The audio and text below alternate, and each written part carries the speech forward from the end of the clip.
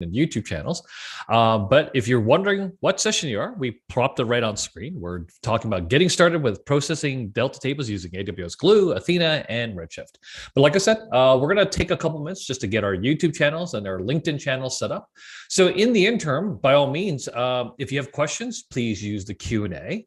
And if you want to tell us a little bit on where you're based out of, where you're from, by all means, go ahead and chime in inside the chat on where you're based out of. For example, my name is Denny, and I'm based out of Seattle, Washington, specifically Kirkland, but Seattle area. How about you, Nori? Where are you based out of? I'm in Tokyo, Japan. Perfect. So we got a nice global audience today. Awesome. So based on Nori in Tokyo, myself in Seattle. Yeah, for those who are chatting away, go ahead and tell us where you're based out of.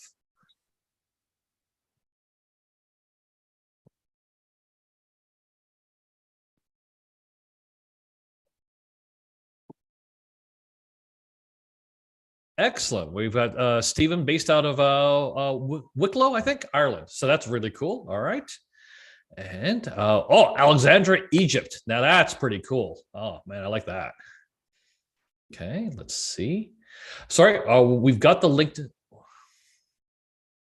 We've got LinkedIn all set up, so which is really cool. And looks like now we've got YouTube set up. So we are set. All right, perfect. Well, welcome everybody. Again, we'll go ahead and restart. So now that everybody is online in terms of all the LinkedIn and the YouTube and the Zoom channels. Hi there, my name is Denny Lee. I'm with Databricks and I'm a Delta Lake committer. And I'm really, really, really happy to introduce Nori.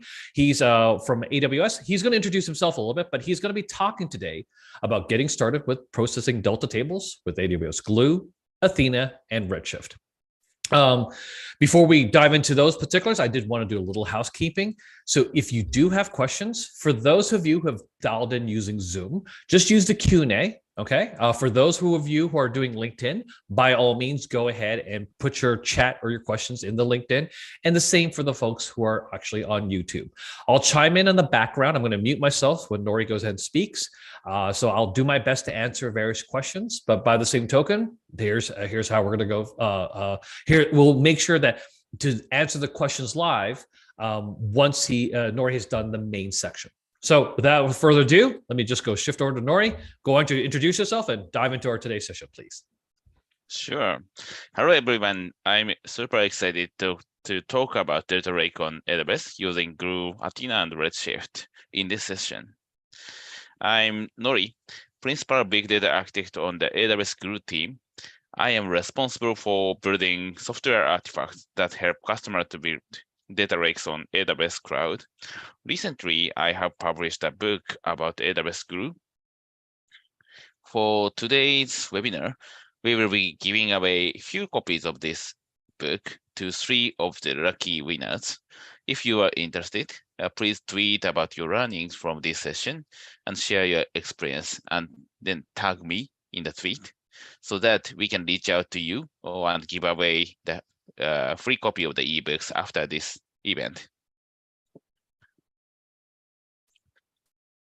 Today, the main focus of this session is to learn how to get started with processing Delta tables on AWS. First, I'll be talking about how to process Delta tables using different options of AWS Glue. Then second, I will be covering about how to query Delta tables from Athena and Redshift. As many of you already know, Delta Lake is an open source project that helps implement modern data lake architecture commonly built on Amazon S3 or other cloud storages. With Delta Lake, you can achieve AC transactions, time travel queries, CDC, including Upstart, and other common use cases on the cloud. Today, in AWS, Delta Lake can be used in a variety of the AWS services, such as Amazon EMR, Amazon Athena, Glue, and Redshift.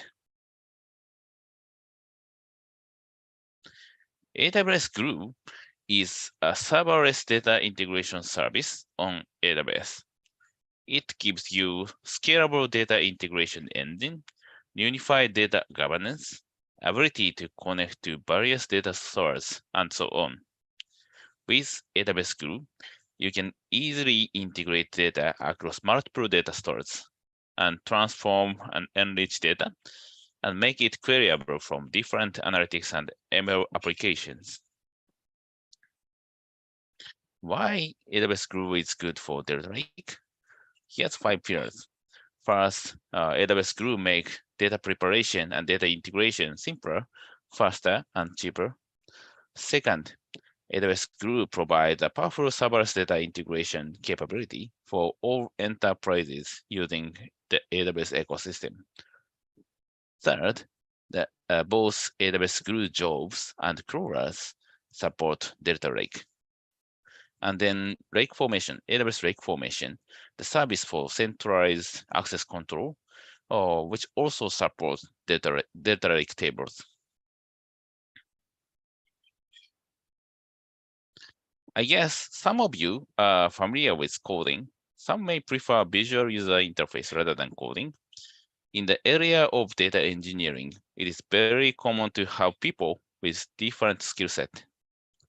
AWS Glue offers variety of interfaces for every skill set, a visual drag and drop interface for no-code users, a built-in notebook interface for interactive job authoring, and finally, the Job API interface for developers who want to submit their own Python and Scala code.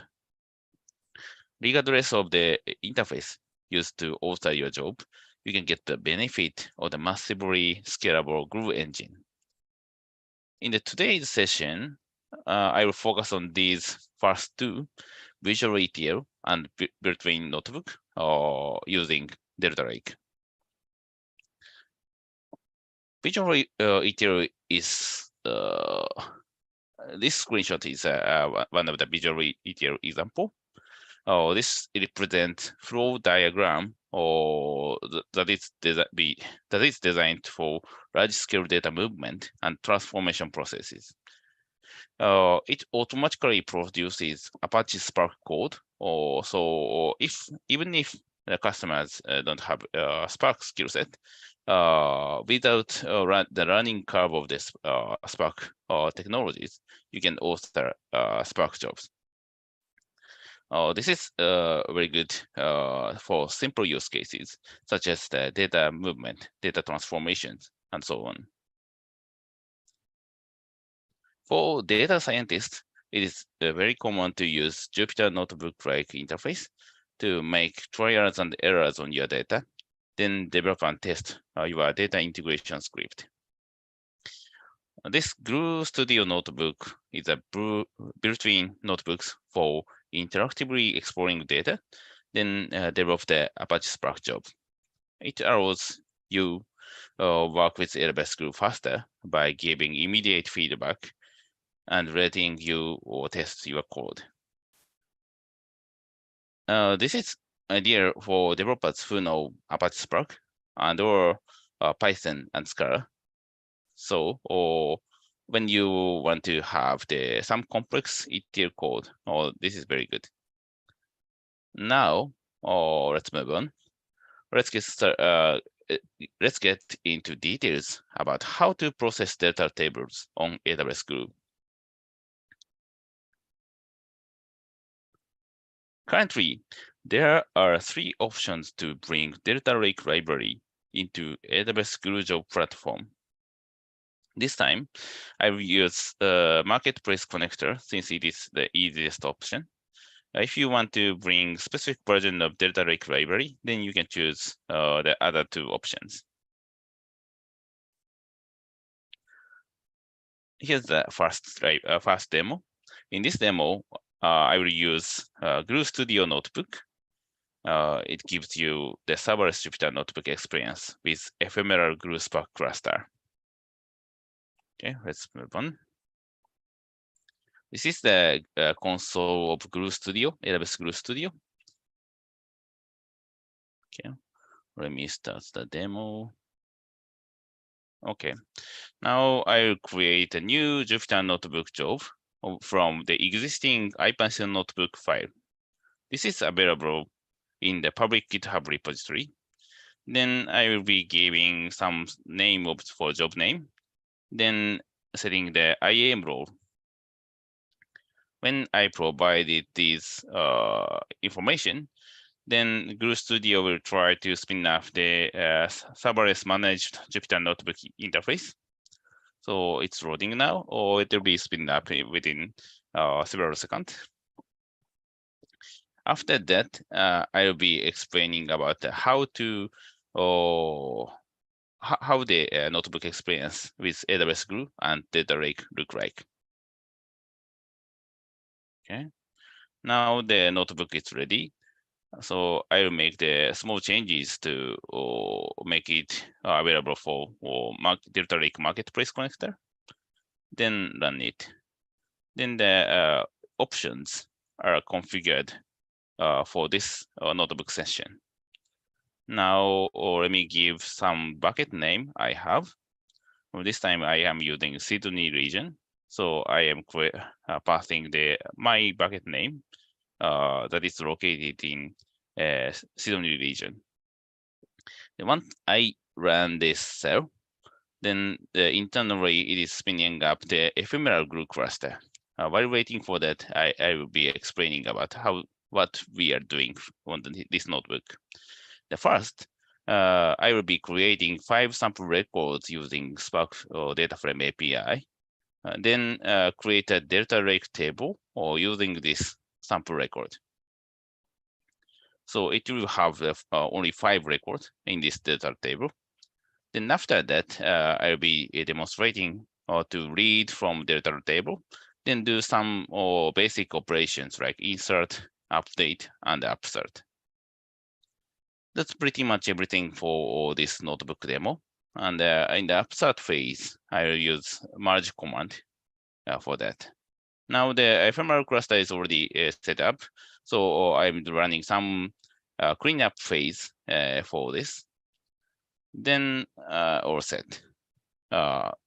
Next cell, or I'll be creating 5 sample records.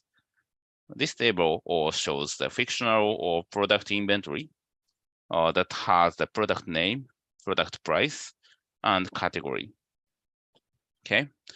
Then right now I am writing into S3 location using delta table.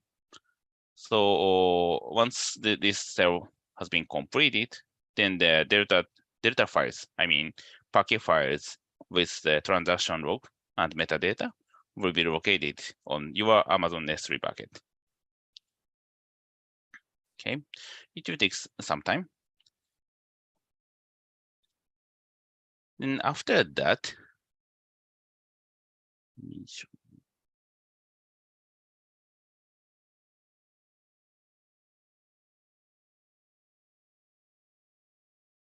give me 1 second.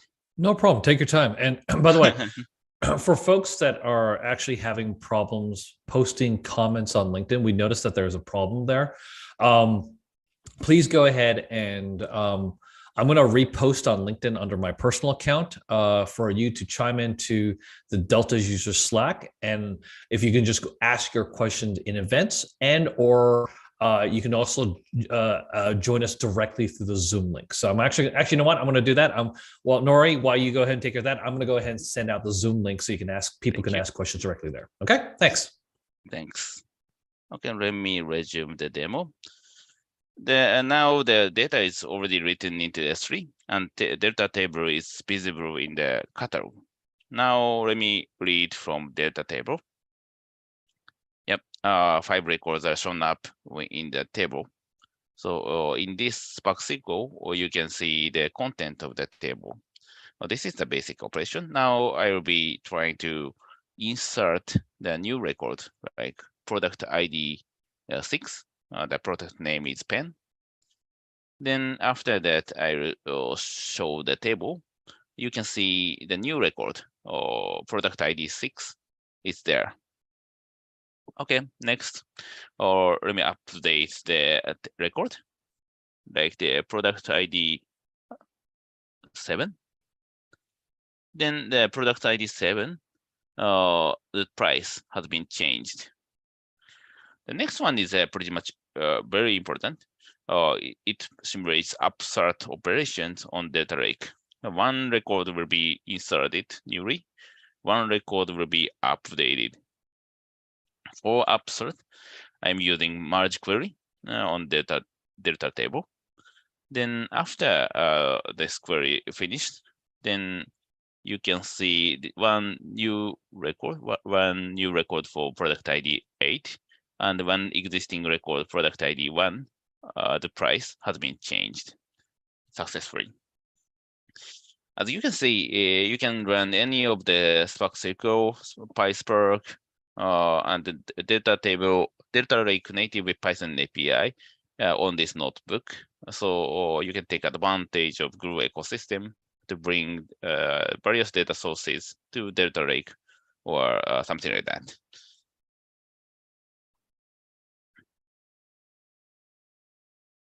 For your information, we have 7 sample notebooks available on GitHub.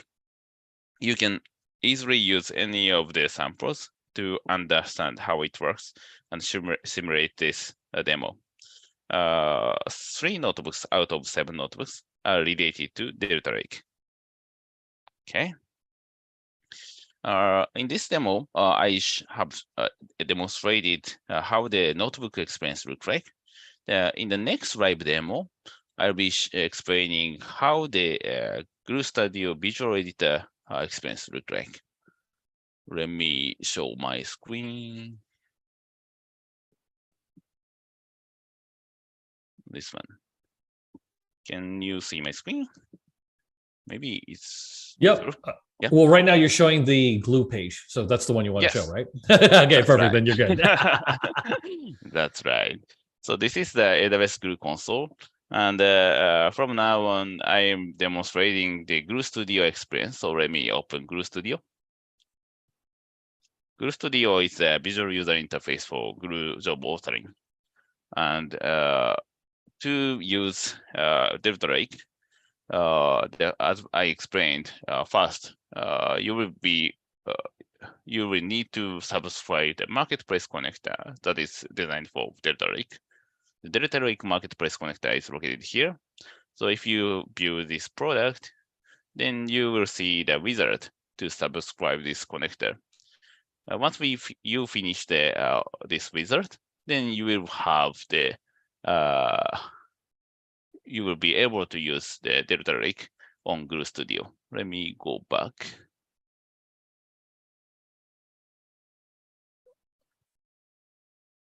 Okay.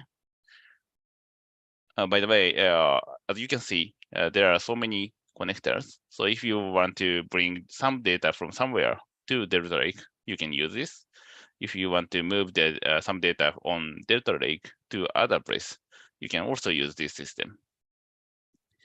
Okay, now let me create a new visual job. Okay, so in this demo, I read from some public S3 bucket and write into my S3 bucket using Delta Lake. So the source is standard S3. The target is the Delta Lake. So let me do like this. Okay. Then the template will be shown up. Let me name it Delta Lake Visual. Okay. At the source, you can specify S3 location or your existing catalog table. In this demo, I'll use the S3 location for simplicity. So I have some sample data set on public S3 bucket. So let me use this one. Okay, this is the COVID-19 dataset.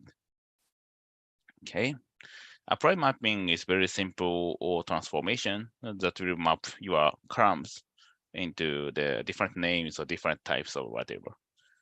Then after that, I'll be using Delta Lake to store this table. For this, I need to pass one extra parameter to show the location. Okay. So for now, Delta Lake Visual. I will be using this path. Okay. So source is JSON and target is Delta. And I want to pass one more extra parameter. So IAM role, Glue service role. And then I have a few Spark configuration. So let me pass that.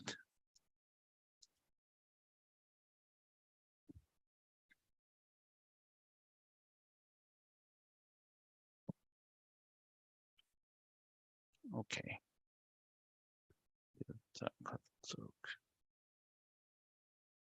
Okay, now that's it.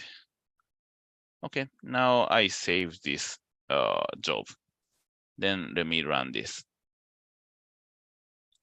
Now the Glue job system is trying to spin up the serverless Spark cluster in the internal backend. Then I will be demonstrating how it works with Delta Lake. So sorry, I'm going to ask a quick question just because it's very applicable to what you're showing right now. Yeah. The serverless Spark that you're actually processing, is this using EMR or is this EKS? I'm just curious, what's the source of it when you're accessing with Glue? That's a really good question. Actually, we are not using EMR. We are not using EKS. We are using our own system to spin up the serverless Spark cluster on AWS Glue. So it's a totally different mechanism to spin up the Spark cluster. That's really cool. So, and do you then specify which inside, because I noticed all the configurations and the scripts, do you then basically specify in the script or in the initial job where which version of Spark you want to play with, for sake of argument? Thank you. So in Glue job system, we have Glue, the concept of Glue version. And I am using Glue version 3 that supports Spark 3.1, supports 3.1.1. So we have several selections, right? This. So you can choose any of the Glue version to specify the Spark version. Perfect. Excellent. Yeah, I just thought that would be really handy for people to grok right away. Just that it's nice and visual and integrated right into the Glue system. That was all. So cool. Carry on, please. Thank you. Okay. Now the job is still running, but let me explain what is happening right now. So you can see startup time 8 seconds. It means Glue was able to spin up the 10 node or Spark cluster. 10 node, I mean here, 10 DPU. It means 10 node Spark cluster within 8 seconds. Then after that, we are running some script, and it is executing right now. Now succeeded. So start type time is 7 seconds. Then execution time is 1 minute and 43 seconds. Okay. Now at the destination, let me open S3 console because I am reading from public bucket and writing it to my bucket. Let me verify the S3 path. Glue Lake Formation demo. US West 2. This is the bucket, S3 bucket name. So let me find this bucket. Let me a little bit.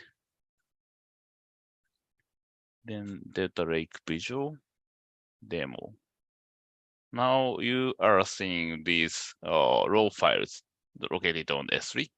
This is the main packet file, or this is the transaction log that is required for Delta Lake. Okay. So the as you can see, we were able to ingest into Delta Lake format on S3. I will use this Delta Lake table or for the further demo. Okay. Perfect. This is looking awesome. Thank you. The next step is so once we ingest the Delta table on my S3 bucket, I want to query this table or from different engines like Athena, Redshift, like that. And in the next demo, we'll demonstrate to query delta tables using Amazon Athena and Redshift. Before doing that, let me explain a little bit more about what is a delta table and what is the new concept of manifest table. In the previous demo, I used AWS Glue with Apache Spark to write delta table. Actually, it was that delta table created in the Apache Spark, so it was a native delta table. In the next two demo, I want to query delta table from Amazon Athena and Redshift. To make the delta table queryable for those engines, it is important to create a manifest table, which is based on the Simulink text format. The standard way to create a manifest table is to run generate command. So you can, as you can see, here's the example of the generate command. If you run this command in your Spark cluster with Delta Lake library, then it will automatically populate the Simulink-based manifest table. This is one standard way that is natively supported in Delta Lake. Another possible way on AWS Glue platform is to use AWS Glue crawler to do the same thing. It simplifies the generating manifest table operation, and you can easily schedule that to sync these tables in the specific period of time. I will choose this way for simplicity for the next demo. Okay. Then in the next demo, I will be demonstrating crawling delta tables using Glue crawler. Glue crawler is a component to automatically create a table definition from actual data. You do not need to configure any of the table schema. Glue crawler will be creating the table definition on behalf of you.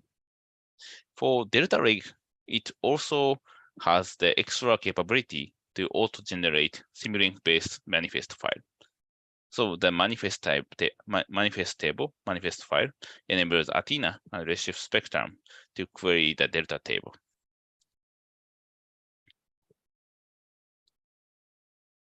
Oh, I forgot to show my presentation. Yep.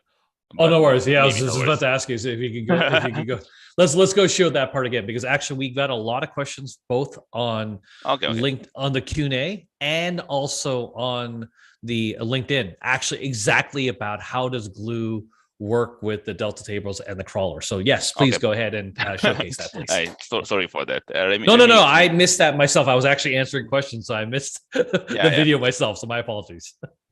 So this is the thread deck I wanted to show. So there are two types of the tables: native delta tables and manifest table. So in the Glue, I used native delta table because I use Apache Spark ecosystem to create a delta table. But for next demo, I will need to create manifest-based table that is based on Simulink text format to make it queryable from Athena and Redshift. Usually, you will need to do this operation, generate command on Spark to create a manifest table. But I will choose this way to use Glue crawler to do the same thing, like creating the manifest-based table. Okay. Next demo, I will use Glue crawler to do this task. Okay, now let me use my same environment to showcase how it works. Okay, now let me open Glue console. Then crawler. Okay, now let me create the crawler named Delta Lake. Then I will need to add a data source to crawl the data. This time I will use Delta Lake from the data source. Then I need to pass the S3 path here. The S3 path is this one. S3 console has a link to create the S3 path. So let me use this way. then copy paste the location. This is the S3 location. That is something I used in the previous demo. So in the visual in the interface, I ingested the sample data set into this location. Now let me crawl this location using crawler. The important thing is here. So I need to check enable write manifest to make it queryable from both Athena and Redshift Spectrum. Okay, now added this location, and this time I need only one data source. Then next. Other than that, I need to pass the IAM role to this crawler. Then choose the database name, Delta Lake. So let me use this table name prefix for the newly created table. Okay, now everything is configured correctly. So let me create this new crawler. Okay. Then now new crawler is shown up. Let me run this crawler. Okay, now the crawler is trying to read from the S3 location, infer the schema, then create a table definition and also the manifest file that is based on Simulink text format.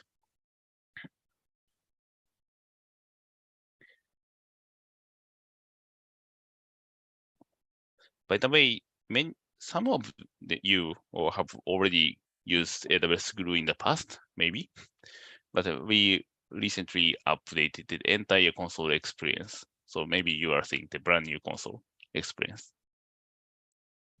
No, that's very true. I mean, it's pretty cool. Actually, is this a good time to maybe ask some additional questions? I did answer some questions, but nice. I just figured like there were some Glue questions that. Yeah, perfect. Actually, the crawler is already created the table. Oh, okay. Then you know what? We'll ask them later. Then not a big deal. Okay, thank you for that.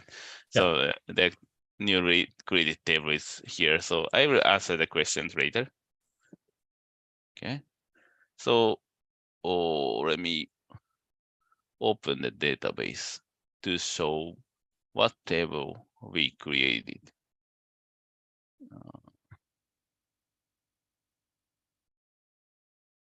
Okay.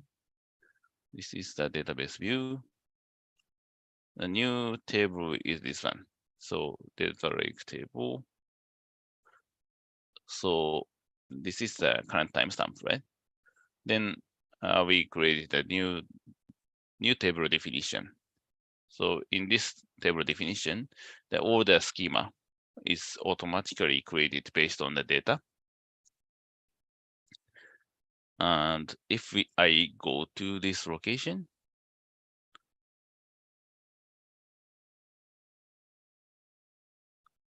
then there is the manifest file that represents the manifest table. Okay. So now the Glue crawler has run successfully. So now the table is already prepared correctly. Then it's time to query from the different engine. Okay. Moving back to the slide. Next demo is the querying delta table using Amazon Athena.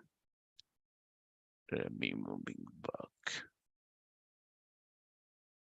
and open the Athena console.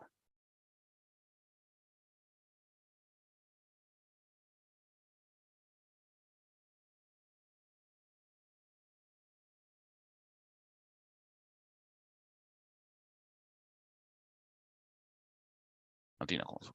Okay. So as you can see, this is a new table created from the crawler. I want to query this table.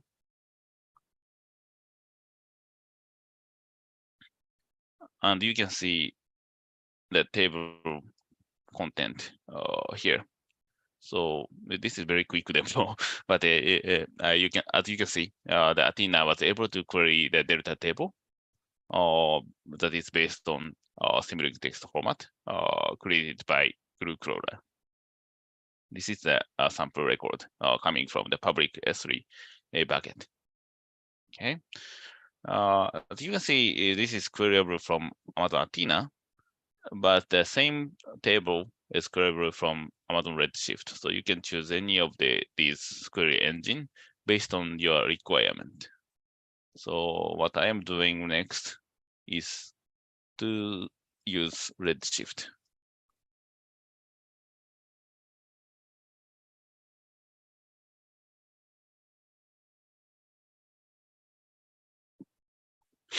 I'm opening the Redshift console right now. And I configured Redshift serverless for this demo.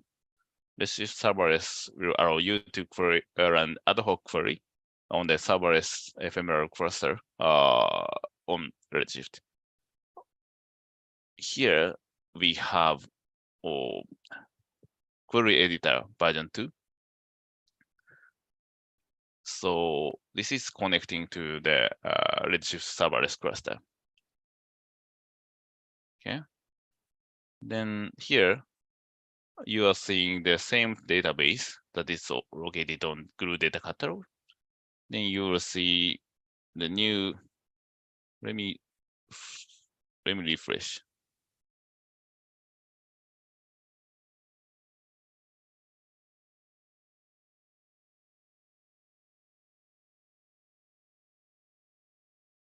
It may take some time. Maybe it's a good time to answer some questions. Oh, no problem. Actually, I was literally asking some. Oh, okay. No worries. It's working. It's funny. As soon as you ask that, that's what we. It's okay. I'll keep on answering questions off the side that I can, and then we'll come back. Yeah, later I will answer questions. No worries.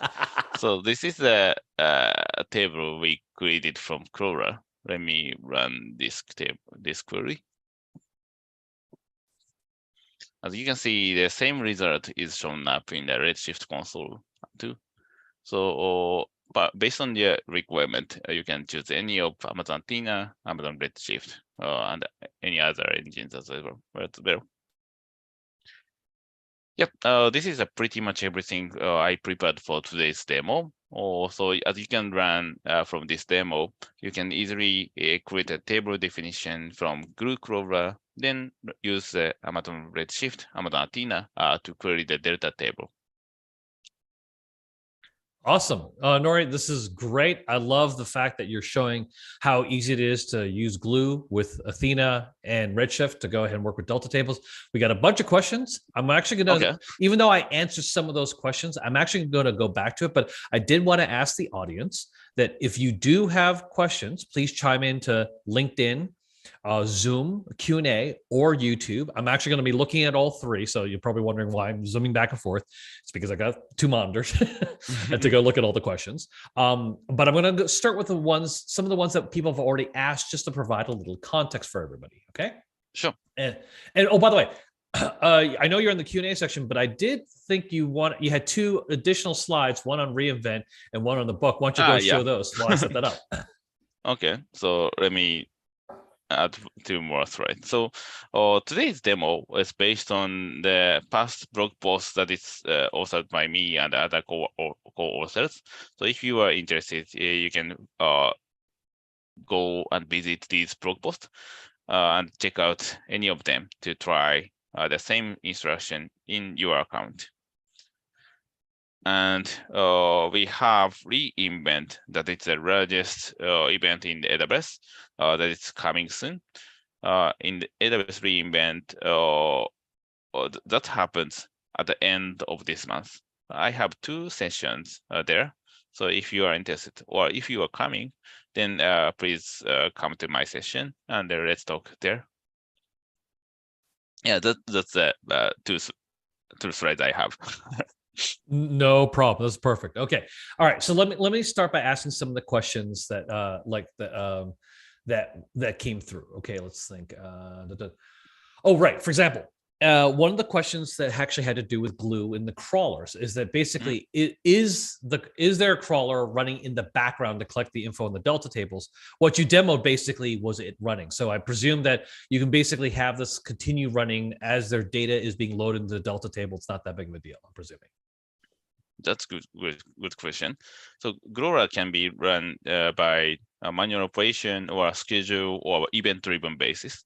If you want to keep your Delta manifest file very fresh, then you can configure a very short interval, like every 5 seconds, 5 minutes or whatever.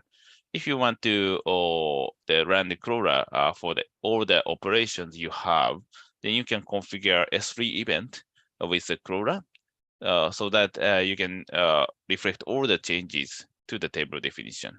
So it will be better for the real-time use case. Perfect. So then related to that in terms of that sort of real-time use case-ish, typically with the manifest, right? You're not going to be able to refresh that fast enough potentially. So the question I'm wondering about is that does Glue automatically take into account, like if the manifest gets refreshed, that it's automatically refreshes in the Glue catalog as well, or is it just really part of the job itself? So the Glora takes the ownership of the refreshing the table definition and also the manifest table or manifest files at the same time. So the table definition and the manifest files keep in sync. Gotcha. So then basically what happens, just to clarify, because I actually did answer a question that wasn't complete for some folks, is that you can actually read data that's streamed into a Delta table, provided that basically you're allowing Glue to basically manage the manifest and manage the update of the schema.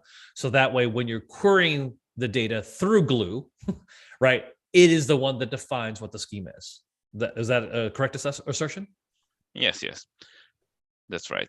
And in addition to that, even if the manifest table is outdated, you can still query for all the outdated snapshot. I mean, because it is using ACID transaction. So you can have the historical snapshot based on the Glora. That's some other perspective. Oh, that's awesome. Okay, perfect. So with the capabilities, I'm going to switch over to LinkedIn and then I'm going to switch over to Zoom. Then I'll go back, to YouTube. Then I'll go back to Zoom. So from LinkedIn, Miguel asked the question. So with this capacity that we're seeing right now, is lake formation security also available for this as well? Yes. Yeah, lake formation access control is already integrated with the Delta Lake Glora. So you can configure any of the table level, column level, and row level or security using lake formation. Perfect. That's really good to know. Okay, then I'm going to switch over to YouTube here. Victor has asked, is it possible to query the Delta change data feed using Athena? So currently, Athena can query a manifest table. So it is just a snapshot of the Delta table. So yeah, that's the current behavior. Correct. And just I feel comfortable saying this. Make sure you attend reInvent. Yep. There should be some new information that shall pop up. So and I would love you to attend Nori's event, okay, as well. Thank you for introducing that. No problem. I figured. Yeah, as you can imagine, we have so many interesting, exciting announcements at reInvent. So looking forward to seeing you at reInvent. Exactly. All right, perfect.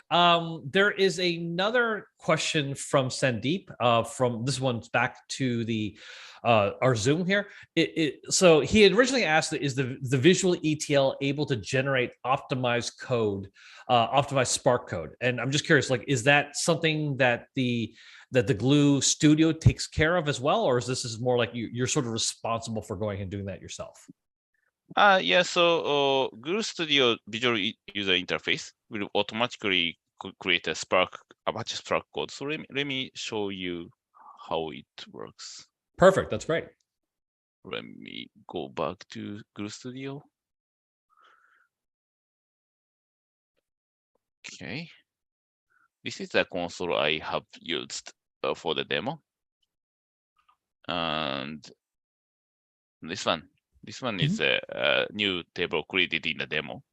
But if you click this script tab, then you'll see the auto-generated code that is coming from this Visual DAG.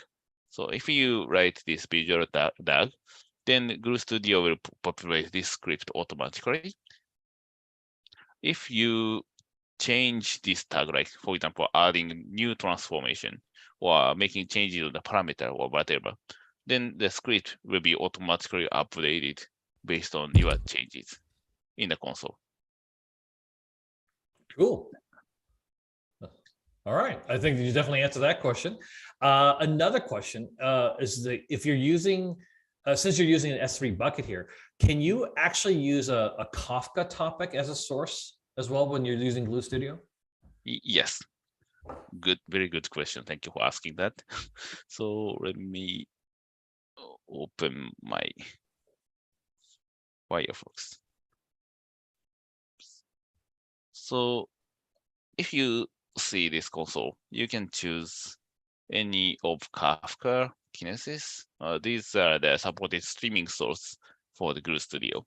So if you choose this as a source and target as a Delta Lake, then you can stream data from Kinesis to Delta Lake. Awesome. Kafka. Yeah, Kafka did Delta Lake. Yes. Yeah. Perfect. And we've got time for one more question. And so this is also a Glue specific question. So loving the fact that we're actually giving some love to our friends in AWS on Glue. Matt's asking the question, are there any plans to support newer versions of Spark past 3.1, since that basically does limit Delta Lake to version 1.0, right? So in other words, for sake of argument, are you going to support Spark 3.3, which allows us to do Spark 2.1, for example, Delta Lake 2.1 as an example? That's a very good question. And actually, I cannot answer anything about that yet, but we have reinvented. That's pretty much everything I can Perfect. So, no, you are right. The reason why we are using Delta Lake 1.0 is our Glue version 3 is based on Spark 3.1.1. Yes. And so in other words, we're not trying to not answer your questions, ladies and gentlemen, but we are calling out that there are going to be some really great announcements at the end of the month. Part of the reason why we did the session now, and then I'm sure Nori and I can have a subsequent session after reInvent where we can update some of our answers for you all. Sure. Yes. Perfect. Well, hey, I think that's it for today in terms of questions. My apologies if I'm not able to answer all of your questions, but I think we covered most of them. But in case you can't, just go ahead and join us at go.delta.io/Slack and just ask your questions there, because we're actually online on that Slack answering questions as well. So saying that, Nori, I really appreciate you taking the time to answer everybody's questions. And I think that's it for today. And oh yes, perfect. Leave it at the screen. If you want to ask Nori questions directly as well, you can ping him directly on GitHub, Twitter, and LinkedIn.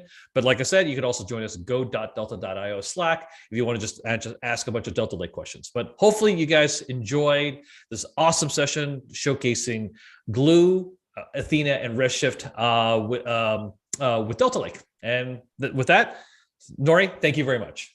Thank you very much for listening to the session. Awesome. Take care, everybody.